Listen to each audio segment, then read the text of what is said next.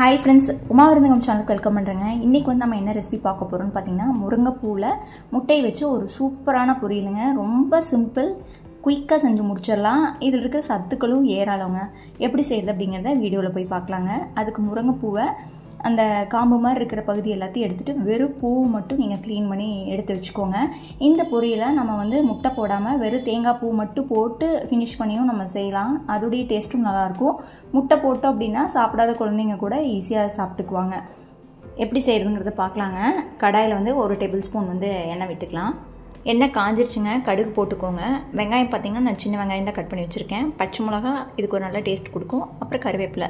நான் வந்து பூண்டு போடாமல் விட்டுட்டேங்க. பூண்டு ஒரு 2-3 பல் போட்டுக்குங்க. ஏன்னா முருங்கைப்பூ வந்து கொஞ்சம் வாய்வு. அடுத்து வந்து இப்போ முருங்கைப்பூ வந்து தண்ணியில் போட்டு ஒரு தடவை அலாசி வச்சுருக்கிறேன். இப்போ வந்து நல்லா வெங்காயம் வதங்கினதுக்கு அப்புறமா நம்ம க்ளீன் பண்ணி வச்சுருக்கிற முருங்கைப்பூ வந்து உள்ளே சேர்த்திக்கலாம். வெங்காயம் இந்தளவு கலர் சேஞ்ச் ஆச்சுன்னா நமக்கு போதுமானதாக இருக்குங்க.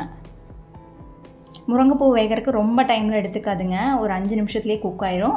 இப்போ இதுக்கு தேவையான அளவு உப்பு ஒரு 1/2 டீஸ்பூன் மட்டும் இப்போதைக்கு முருங்கைப்பூக்கு மட்டும் போடலாங்க. முட்டைக்கு கடைசியில் சேர்த்திக்கலாம். நல்லா கலந்து விட்டுருங்க. தண்ணி வந்து லைட்டாக தெளித்து விடுங்க, ஊற்ற வேண்டாங்க.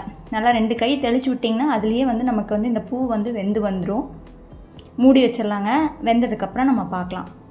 இப்போது ஒரு 5 நிமிஷம் கழித்து பார்த்திங்கன்னா முருங்கைப்பூ வந்து நல்லா பாதி ஆயிடுச்சு. நல்லா வெந்தும் வந்துருச்சுங்க. இந்த ஸ்டேஜில் நம்ம வந்து முட்டை வந்து உடச்சி ஊற்றிக்கலாம்.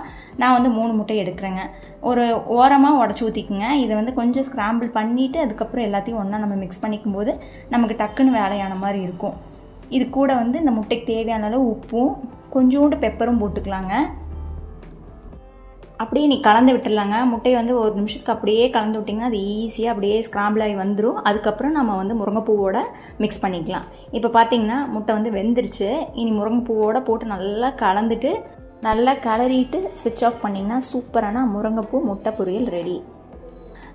ரொம்ப சத்தான ரெசிபிங்க. கண்டிப்பாக ட்ரை பண்ணி பாருங்கள். இந்த வீடியோ உங்களுக்கு உபயோகமாக இருந்திருக்கும் நம்புறேங்க. பிடிச்சிருந்தா வீடியோக்கு ஒரு லைக் கொடுங்க. ஃப்ரெண்ட்ஸ் அண்ட் ஃபேமிலி கூட ஷேர் பண்ணுங்கள். நீங்கள் இதுவரை உமா விருந்தகம் சேனல் சப்ஸ்கிரைப் பண்ணாமல் இருந்தீங்கன்னா சப்ஸ்கிரைப் பண்ணிக்கோங்க. தேங்க்யூ.